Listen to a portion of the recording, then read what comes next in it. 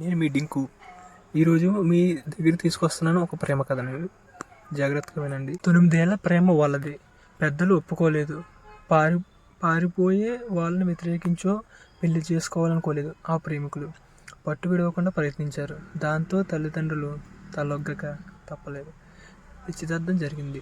2 నెలల్లో పెళ్లి. ఈలోగా స్నేహితులతో కలిసి ట్రేడింగ్కి వెళ్ళాడు ఉమాంగ్.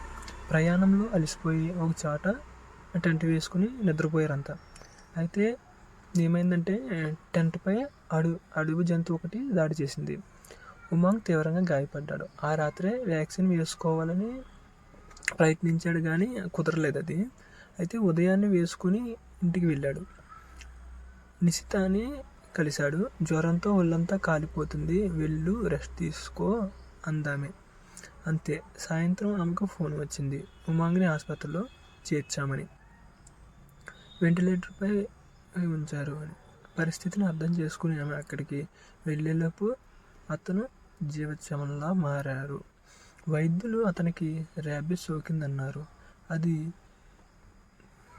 మొదలు 7 ఏళ్లుగా అతన్ని చిన్నపిల్లవాడిలా చూసుకుంటుంది నిశిత.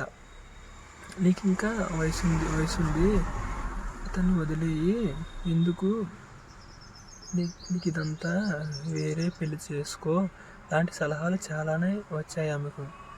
ఉమాంగ్ తల్లిదండ్రులు ఇదే మాట చెప్పారట. కానీ ఆమె మాత్రం తన ప్రేమని మళ్ళీ దక్కించుకోవడానికి ప్రయత్నిస్తూనే ఉంది. అతడు మామూలు మనిషి అవుతాడనే నమ్మకంతో ఎదురు చూస్తూనే ఉంది.